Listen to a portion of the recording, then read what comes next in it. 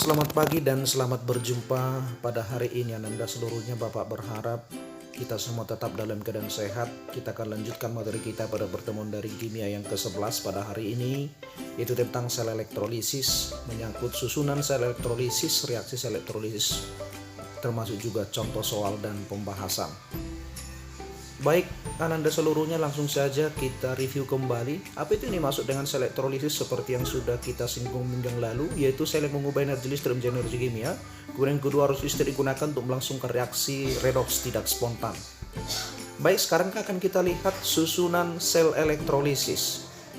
Ananda seluruhnya, secara umum sel elektrolisis tersusun dari yang pertama sumber listrik yang menyuplai arus searah, misalnya baterai. Kemudian yang kedua anode, yaitu elektroda tempat terjadinya reaksi oksidasi.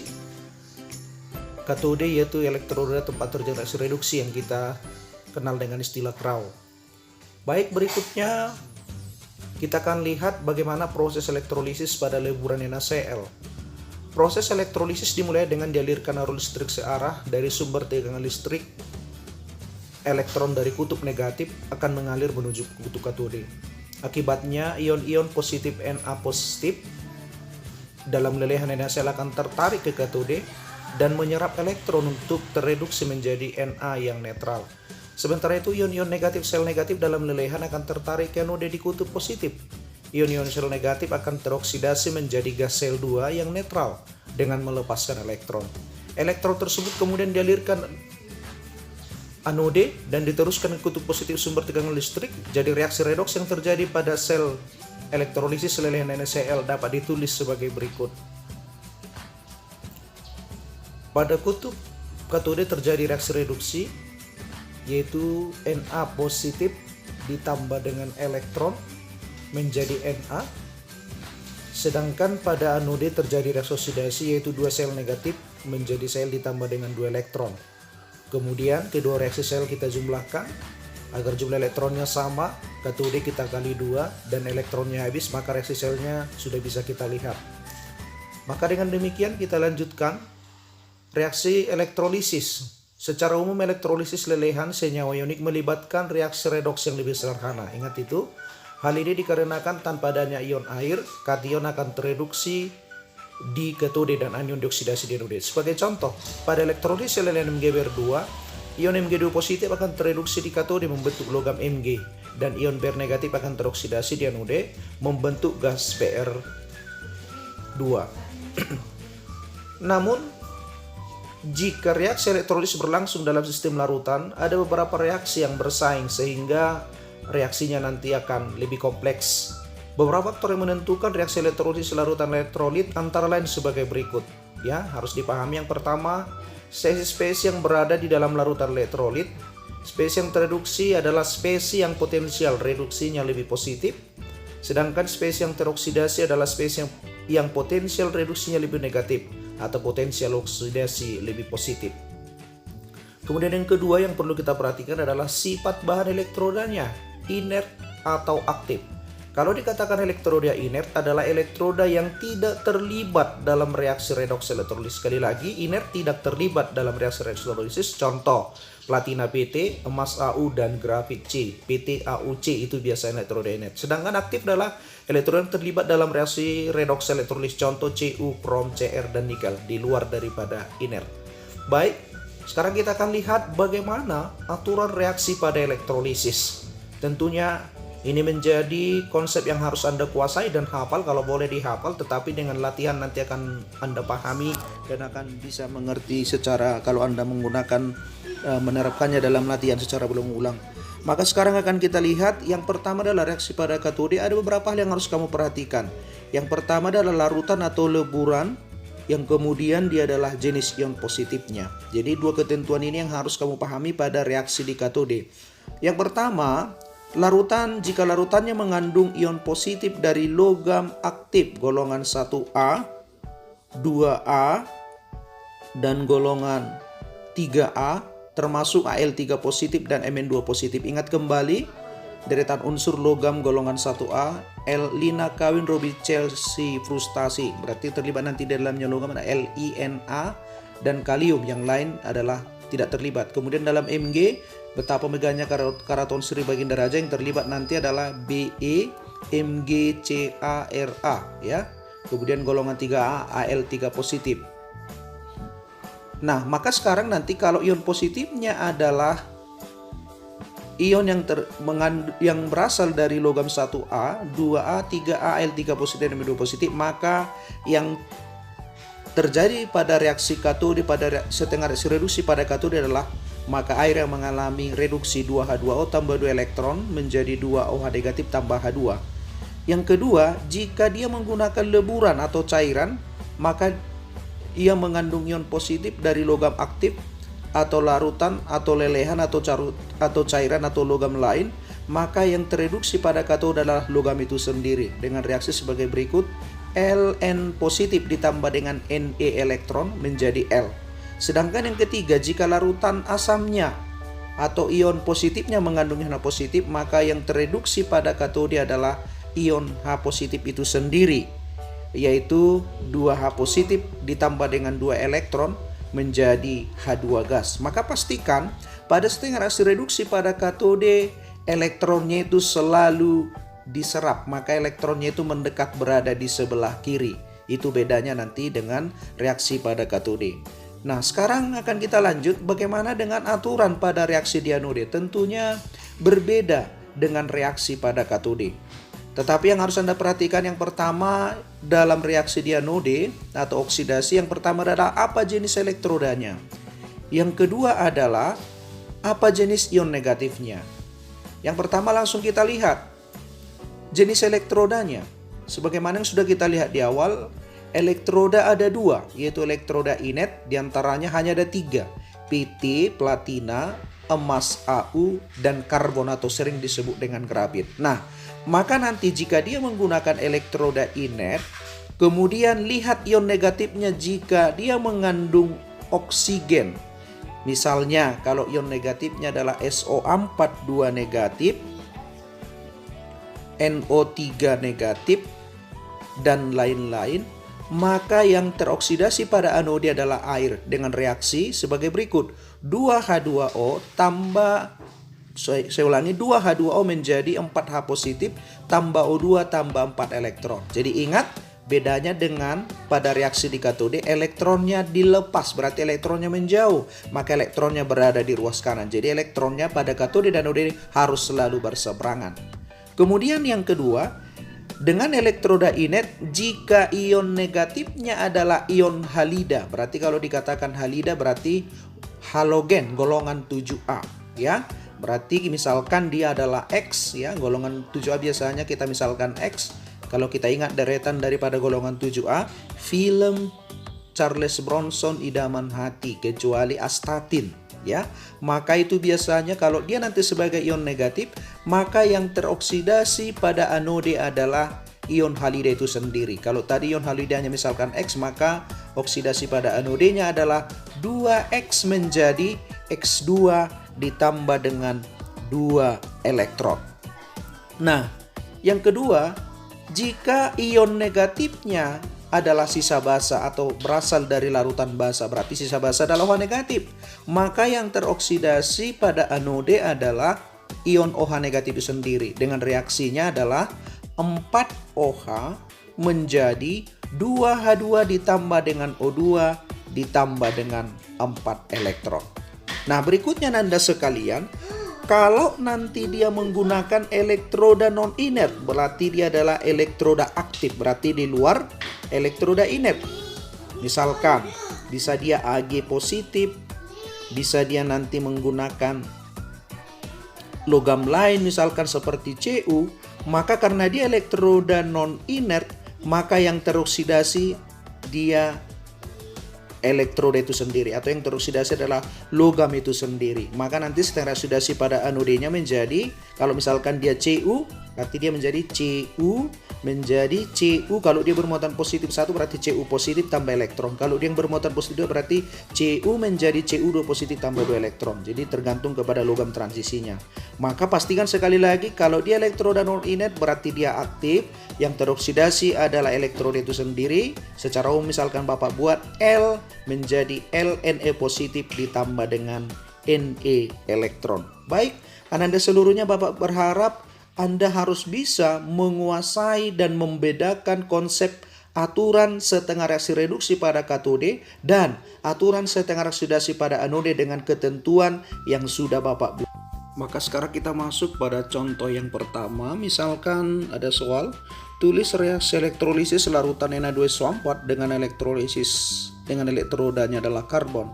Maka langkah pertama kita lihat dulu yang dielektrolisis adalah jenis larutan. Kemudian dia menggunakan elektrodanya adalah elektroda karbon, berarti termasuk elektroda inert ya, sesuai dengan konsep yang sudah ada. Maka dengan demikian langkah pertama dalam proses elektrolisisnya adalah larutannya kita ionisasikan ya, dikembalikan kepada ion positif dan ion negatif pembentuk semula. Maka Na2SO4 terionisasi menjadi 2 Na positif tambah SO4 2 negatif ya. Maka dengan demikian langsung untuk menuliskan setengah reaksi reduksi pada katode, kita lihat ion positifnya. Ion positifnya apa? Na positif, berarti ia berasal dari logam golongan 1A. Dan dia menggunakan tadi jenis adalah larutan, maka otomatis yang terreduksi pada katode adalah air itu sendiri sesuai dengan aturan yang pertama pada reaksi di katode. Maka reaksinya adalah 2H2O ditambah dengan 2 elektron menjadi 2OH negatif tambah H2. Sedangkan untuk setengah reaksi oksidasi pada anode, lihat ion negatifnya. Ion negatifnya apa? SO4 2 negatif. Kemudian elektrodanya berarti dia menggunakan elektroda apa? Elektroda inert. Maka otomatis sesuai dengan aturan yang pertama pada setengah reaksi reduksi pada anode, maka yang teroksidasi pada anode adalah air, yaitu 2H2O menjadi 4H positif ditambah dengan O2 ditambah dengan 4 elektron. Maka dengan demikian kita lihat jumlah elektron belum setara, kita setarakan jumlah elektronnya. Setengah reaksi reduksi pada katode kita kali dengan 2, sedangkan setengah reaksi oksidasi pada anode kita kali dengan 1 atau tetap. Sehingga persamaannya menjadi setengah reaksi reduksi pada katode 4H2 ditambah dengan 4 elektron menjadi 4OH negatif ditambah dengan 2H2. Kemudian setengah reaksi oksidasi pada anode yaitu 2H2O menjadi 4H positif ditambah dengan O2 ditambah dengan 4 elektron. Maka dengan demikian reaksi selnya adalah 6H2O ya, reaksi yang sama dalam urutan sama dijumlahkan ke bawah. Kemudian 4 elektron di kiri dan di kanan habis bereaksi, maka dia menjadi 4OH negatif ditambah dengan 2H2 ditambah dengan 4H positif ditambah dengan O2. Kemudian kita sederhanakan H2O-nya di kiri dia 6, di kanan 4, berarti sisa di kiri 2, sehingga persamaan setaranya menjadi 2H2O ditambah dengan 2H2 ditambah dengan O2, sehingga dia termasuk reaksi sel yang sudah bersih atau sudah setara. Maka dengan demikian kalau kita lihat di situ persamaannya sudah menjadi persamaan reaksi sel yang setara.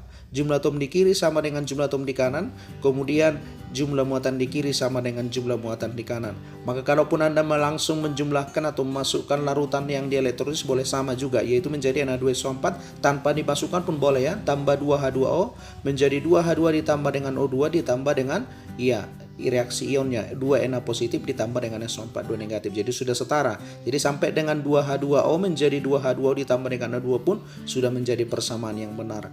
Maka dengan demikian Anda seluruhnya Bapak berharap Anda sudah bisa memahami dari contoh soal yang pertama ini, dan nanti akan kita lihat beberapa soal yang untuk memantapkan pemahaman Anda. Kita akan lihat contoh soal yang kedua.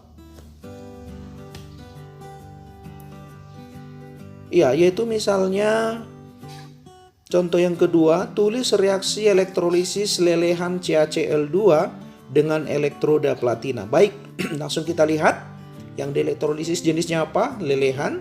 Kemudian dia menggunakan elektroda apa? Dia menggunakan elektroda platina, berarti termasuk elektroda apa Anda seluruhnya? Elektroda inert. Maka langkah pertama, ingat tadi dalam tahapan elektrolisis ionisasikan lelehan atau larutannya, berarti lelehan CaCl2 terionisasi menjadi Ca2 positif tambah 2 Cl negatif. Bapak berharap jangan salah mengionisasikan.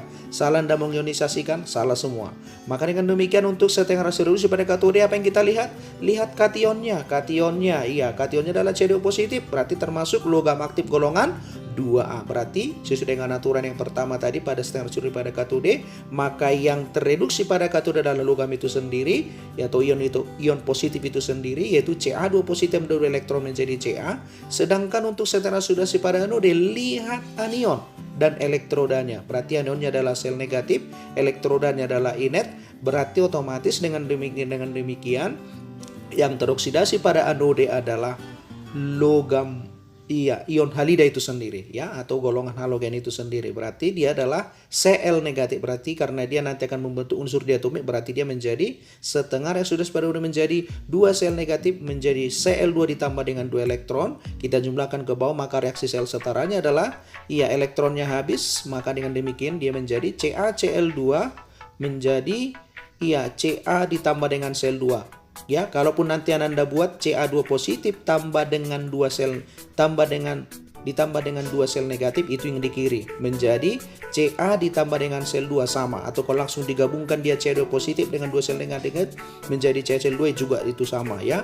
Maka sekarang kita langsung lihat contoh soal yang ketiga. Misalnya untuk memantapkannya kembali, tulis reaksi elektrolisis larutan CuSO4 dengan elektrodanya adalah seng. Ya baik, langsung kita lihat apa yang elektrolisis Anda. Ya, jenis larutan. Elektrodanya elektroda apa? Ya, elektroda seng atau Zn. Maka dia termasuk elektroda non inert karena dia di luar yang elektroda inert ya. Maka dengan demikian langkah pertama langsung ionisasikan. Larutannya adalah CuSO4, ionisasi menjadi apa?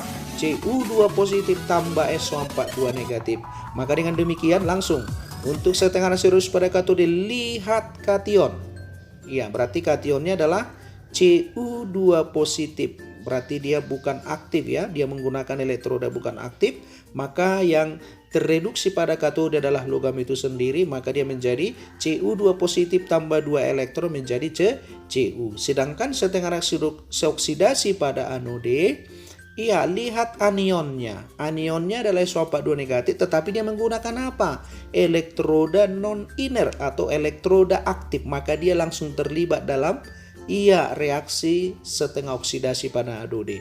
Berarti elektrodanya langsung teroksidasi, maka setengah reaksi oksidasi pada anode adalah Zn menjadi Zn2 positif ditambah dengan 2 elektron. Elektronnya sudah sama di kiri dan di kanan, maka reaksi selnya adalah Cu2 positif ditambah dengan Zn menjadi Cu ditambah dengan Zn2 positif. Jadi, kalaupun kita periksa sesuai dengan cara yang Bapak bilang di awal tadi, reaksi sel setara kalau sudah menggunakan aturan yang sudah Bapak buat, berarti harus bisa dibuktikan. Muatan di kiri sama dengan muatan di kanan. Muatan di kiri 2 positif, muatan di kanan 2 positif. Atom di kiri harus sama dengan atom di kanan. Cu di kiri sama dengan 1, di kanan 1. Zn di kiri sama dengan 1, di kanan sama dengan 1. Jadi sudah merupakan persamaan yang setara. Maka dengan demikian Bapak berharap untuk bisa memahami reaksi sel elektrolisis, Anda harus menguasai konsep aturan.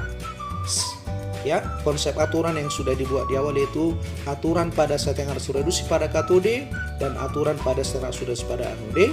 Maka silakan Anda seluruhnya berlatih dan berlatih sehingga dengan demikian Anda bisa memahami konsep daripada bagaimana menuliskan reaksi sel elektrolisis yang setara.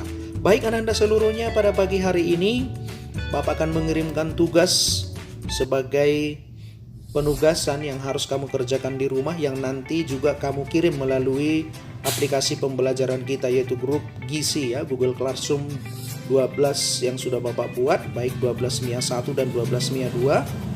Ada 5 soal yang harus Anda kerjakan di buku tugas, yaitu tuliskan reaksi elektrolisis dengan memakai aturan yang sudah Bapak jelaskan. Ada 5 soal.